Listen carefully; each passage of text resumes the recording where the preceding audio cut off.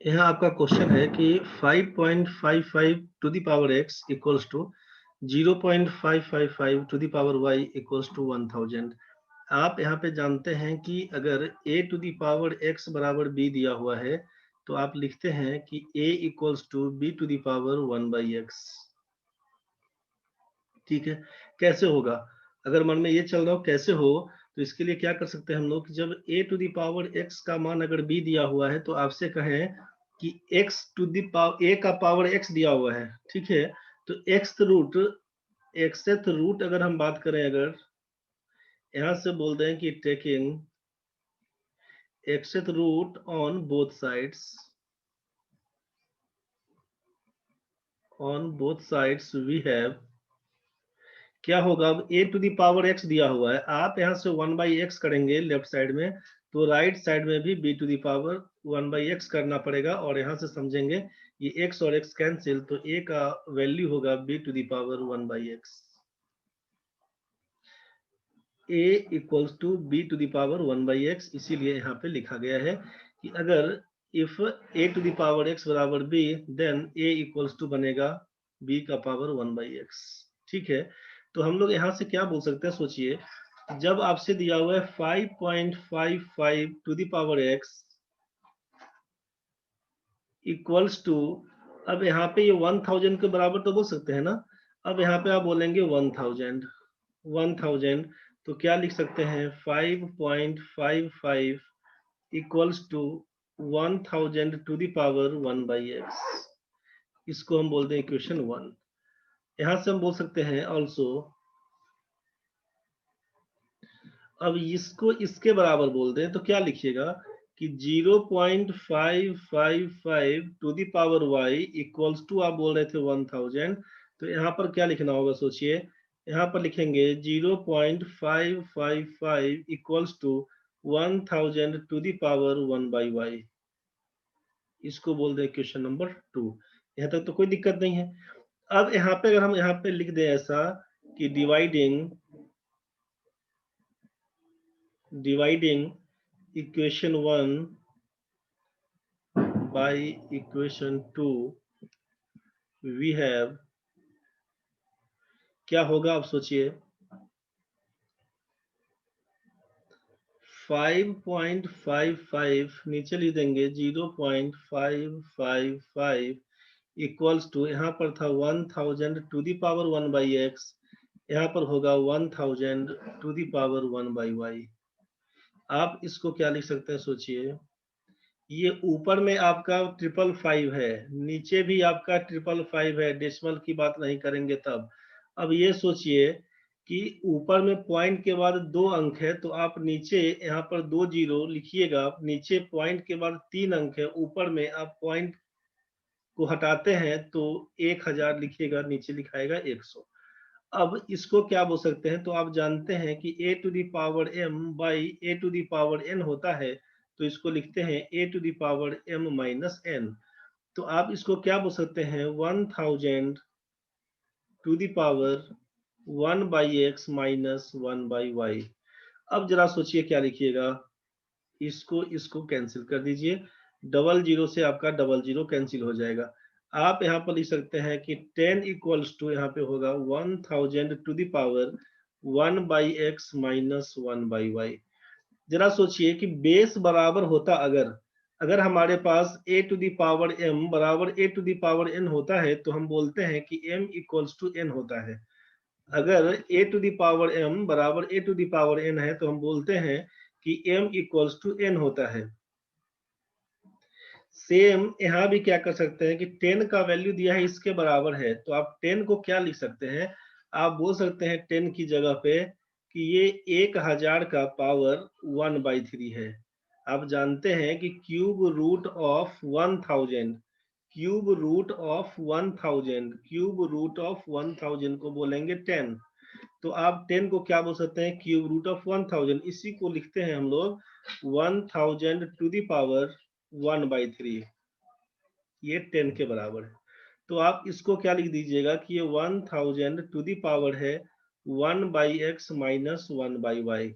अब दोनों का बेस बराबर है तो पावर बराबर हो जाएगा, इसीलिए बोलिएगा 1/x माइनस 1/y का value 1/3।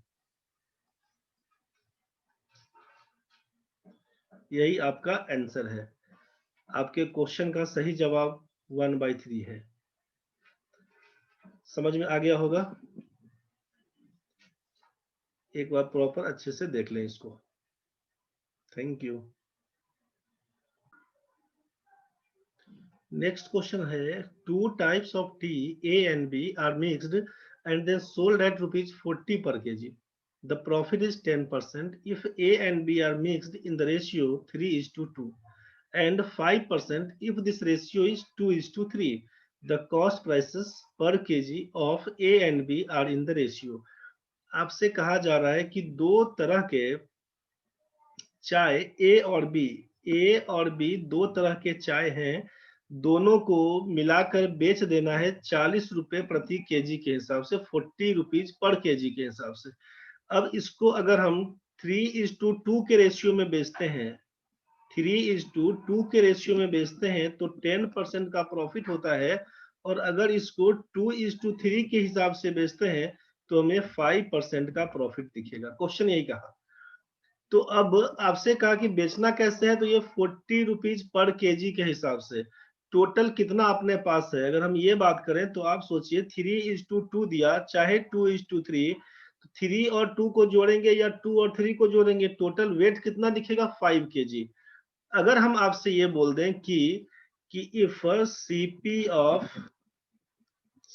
Of 1 kg T of type A equals to ₹X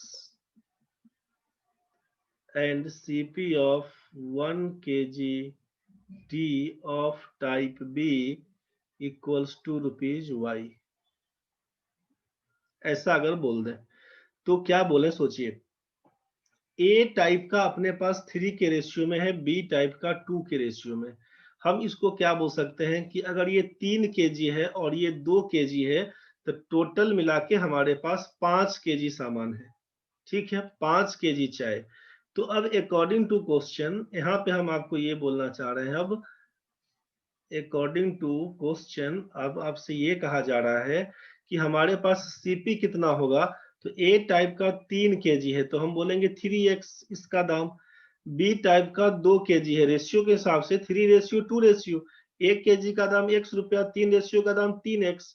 1 KG का दाम y में, बी में y रुपया है तो 2 केजी का दाम क्या होगा 2y होगा। तो सीपी अपना 3x + 2y होगा। तो ये सीपी हुआ, और आप इसको बोल रहे हैं कि इसमें अगर 3:2 के हिसाब से है तो 10% का प्रॉफिट। तो ये सीपी है। अब 10% का प्रॉफिट बोले इसका मतलब 110% के हिसाब से बेचना होगा। तो 110% पर बेच लिया, इसका मतलब कुल सेलिंग प्राइस क्या मिलेगा, तो 40 रुपए प्रति केजी के हिसाब से। यहाँ जो 40 रुपीज पर केजी है, 1 किलो का दाम जब 40 रुपया है तो 3 और 2 5 रेशियो, समझ रहे हैं ना। 5 किलो अगर बोलते हैं इसका मतलब है कि 5 × 40 आप बोलेंगे 200 रुपीज। इसको बोल दे equation 1।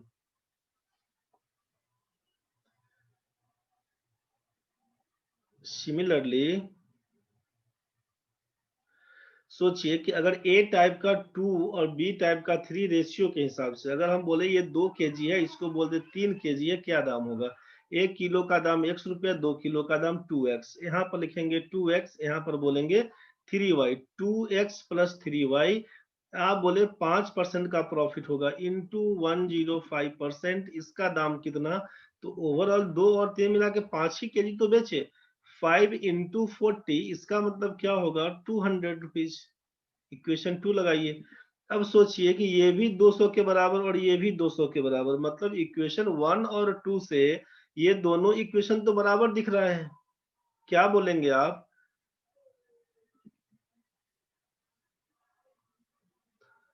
From equations 1 and 2 we have 3x + 2y, 3x + 2y into 110% equals to लिखिएगा 2x + 3y into 105%। 2x + 3y into 105%, simple है। अब क्या, तो ये परसेंटेज और परसेंटेज तो कैंसिल, 5 से काटिएगा तो 21, 5 से उड़ाएंगे इसको 22, गुना करिए तो लिखिएगा 66x + 44y equals to 42x + 63y। यहाँ से क्या बोल सकते हैं हम लोग कि 66x - 42x equals to 63y minus बोलेंगे 44y। घटा देंगे तो क्या लिखिएगा, इसको लिखेंगे हम लोग 24x इक्वल्स टू, इसको लिखेंगे 19y। That is x is to y क्या होगा, तो लिखेंगे 19 is to 24।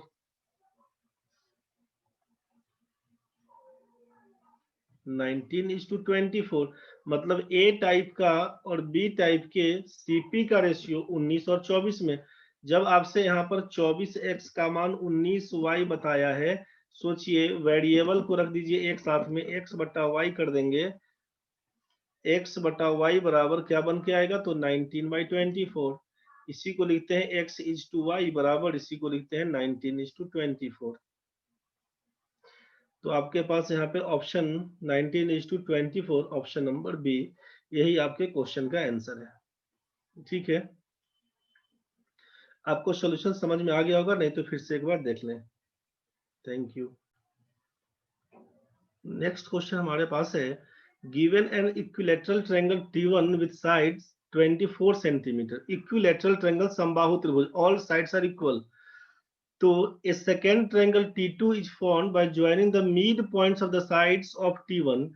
Then a third triangle T3 is formed by joining the midpoints of the sides of T2. If this process of forming triangles is continued, the sum of the areas in a square centimeter of infinitely many such triangles T1, T2, T3 dot dot will be.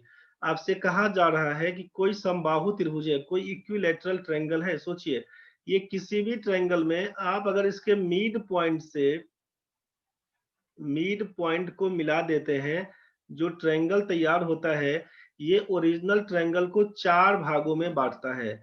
इसको 1, इसको 1, इसको 1, इसको 1 अगर बोले तो ये कुल मिला के बड़ा ट्रायंगल का एरिया हो जाएगा 4। ठीक है, तो आपको ये समझना है कि यहाँ पर आपसे कहा कि अगर हम यहाँ पर ए पॉइंट देते हैं, बी देते हैं, सी देते हैं, इसको बोल दिए D, E and F are the mid points of B C, A C and A B. तो जो ट्रायंगल पहले का था एबीसी ट्रायंगल, ये ट्रायंगल एबीसी को बोला कि यहाँ पे एबीसी ट्रायंगल का नाम T1 है, एबीसी का नाम बोल दिया T1 ट्रायंगल है। अब इसके मिड पॉइंट DEF से जो बना हुआ है, अब इसको बोल दिया कि ये T2 ट्रायंगल है। ठीक है, और हम जानते हैं कि जब किसी भी ट्रायंगल के, ये ट्रायंगल एबीसी आया, इसके मिड पॉइंट से जो बना हुआ ट्रायंगल हमारा DEF तैयार दिख रहा है, आप क्या बोलेंगे कि ये एरिया ऑफ ट्रायंगल DEF जो बना वो क्या होगा, तो ओरिजिनल ट्रायंगल का 1/4 होता है। 1/4 area of triangle, 1/4 area of triangle ABC। तो यहाँ पे हम जानते हैं कि एरिया ऑफ ट्रायंगल T1, ये सॉरी बीच वाला DEF T2 नाम दिया गया था इसका, इसको बोलेंगे T2 बराबर 1/4 एरिया ऑफ किसका, तो ट्रायंगल T1 का। ठीक है, अब सेम प्रोसेस चलता जाएगा कि मान लेते हैं, समझिए कि ये हमारा अगर T1 ट्रायंगल था, ये हमारा T1 था, अब इसके मिड पॉइंट से मिला के हम अगर बना रहे थे, तो ये हमारा T2 तैयार हो गया, ये हमारा T2 तैयार हुआ। अब जरा सोचिए कि अब अगर हम इसके मिड पॉइंट से तैयार करेंगे, इसके मिड पॉइंट से तैयार करेंगे, ये हमारा T3 तैयार हो जाएगा। ठीक है, और इसी हिसाब से बोला है इनफाइनाइट तक लेने। तो आपसे कहा कि सभी के एरिया का सम क्या होगा। अब जरा सोचिए कि area of triangle T1 plus area of T2, triangle आपका जो बन के तैयार हो रहा है, area of triangle T2 plus area of triangle T3 ऐसा करते करते प्लस इनफाइनाइट तक ले जाएगा, क्या होगा इसका सम, यही पूछा जा रहा है। हम लोग क्या लिख सकते हैं, सोचिए जरा। Area of triangle T1, area of triangle T1, area of triangle T1 लिख देंगे इसको, प्लस यहाँ पर क्या बोलेंगे, तो एरिया ऑफ ट्रायंगल, ये अगर T2 किसके बराबर, 1/4 एरिया के इसके बराबर है, तो T1 का कितना, तो बाई 4 लिखना पड़ेगा, मतलब plus 1/4 area of triangle T1। फिर ये क्या होगा, तो T3 किसके बराबर, तो 1/4 area of triangle T2 plus ये हो जाएगा 100 इन्फिनिटी। तो ये अब जो सोचिए जरा कि इसी के आगे हम बात करें अगर आपसे, तो क्या लिख सकते हैं कि area of triangle T1 plus 1/4 area of triangle T1 T2 के लिए, फिर प्लस अब ये क्या होगा, तो 1/4 एरिया ऑफ T2, तो इसी तरह से सब में तो वही चौथाई चौथाई चौथाई चलते जाएगा, तो क्या लिख देंगे कि 1/4 इंटू 1/4, और तब लिखिएगा एरिया ऑफ ट्रायंगल T1, फिर क्या करिएगा, तो plus dot dot dot infinity, मतलब यहाँ पे दिख क्या रहा है कि T1 लिख देंगे area of T1 plus 1/4 area of T1 plus 1/16 area of T1 plus dot dot infinity. ये सब के आगे क्या है, तो ये है आपका area, area of triangles T1 1/4 T1 1/16 T1 dot dot. आप बोल सकते हैं ना यहाँ पे कि एरिया ऑफ T1 को कॉमन कर ले अगर, तो 1 प्लस 1/4 1/16, 4 गुना बढ़ते जा रहा है, तो 1/16 के बाद क्या लिखेंगे, 64 प्लस डॉट डॉट इन्फिनिटी। अब ये हमारा जीपी का सीरीज है, जीपी के सीरीज में क्या बोलेंगे सोचिए, तो जीपी का सीरीज, अब आप यहाँ पे लिखिए कि एरिया ऑफ T1 और जीपी के सीरीज के हिसाब से क्या लिखेंगे उसको समझ लेते हैं एक बार। जीपी के सीरीज में कि पहला टर्म अगर 1 है, फिर इसका r है, फिर इसका r स्क्वायर है, फिर इसका r क्यू है, डॉट डॉट इन्फिनिटी, इसको बोलते हैं कि ये पहला टर्म, फर्स्ट टर्म a से डिनोट करते हैं 1 है, कॉमन रेशियो, इसका कॉमन रेशियो का मतलब second term by first term, third term by second term, fourth term by third term, common ratio आपका r/1, r square by r करेंगे तो r मिल के आएगा, इसी को कॉमन रेशियो बोलते हैं। टोटल कहां तक जा रहा है, तो इनफाइनाइट टर्म, ये टर्म क्या है, तो जीपी का सीरीज कहलाता है, ठीक है। सम ऑफ इन्फिनिटी में क्या है, सभी टर्म का जोड़ क्या होता है, तो a/1 माइनस r लिखते हैं, ये फॉर्मूला के हिसाब से आप इसको लिख लीजिए कि sum of infinite term in a GP a/1 minus r होता है। तो हम अगर सेट कर लें तो यहाँ पर क्या लिख सकते हैं, a का मतलब 1 है, a का मतलब 1 है, और 1 माइनस r, तो r कितना, 1/4/1 करेंगे तो 1/4 ही बन के आएगा, 1/16 बाई 1/4 1/4 ही रह के आएगा, बस इसी को सॉल्व करने की बात। Area of T1, equilateral triangle में जानते हैं कि एरिया क्या होता है, एरिया होता है √3/4 into side square, 1/√3/4 into side square, ये area of an equilateral triangle कहलाता है। तो सोचिए कि √3/4 इंटू साइड स्क्वायर, तो साइड तो हमारा 24 दिया हुआ था क्वेश्चन में, साइड कितना दिया हुआ था, साइड 24 सेंटीमीटर दिया हुआ था। हम लोग क्या लिख सकते हैं इस चीज को कि √3/4 इंटू साइड स्क्वायर 24 का स्क्वायर इंटू, अब इसको सॉल्व करेंगे तो क्या लिखिएगा, 1/4 माइनस 1 मतलब 3/4, इसी को सॉल्व करने जाएंगे तो लिखेंगे आप √3/4 इंटू 24 का स्क्वायर 576 इंटू, इसको लिखेंगे 4/3, इसी को जब काटेंगे हम लोग तो 4 से 4 कैंसिल, 3 से काटिएगा तो 19 या 57, 3 दूना 6, आप लिखिएगा 192√3, और यहीं पर लिखिएगा सेंटीमीटर स्क्वायर, यही आपका आंसर होगा, 192√3 सेंटीमीटर स्क्वायर, 192√3 यही आपका आंसर है प्रॉपर। तो ये तीनों क्वेश्चन का जवाब आपको मिल गया है, समझ में आ गया होगा। इसमें समझने का कोशिश करिए, अगर दिक्कत बनेगा तो फिर दोबारा वीडियो देख लीजिएगा। Thank you very much.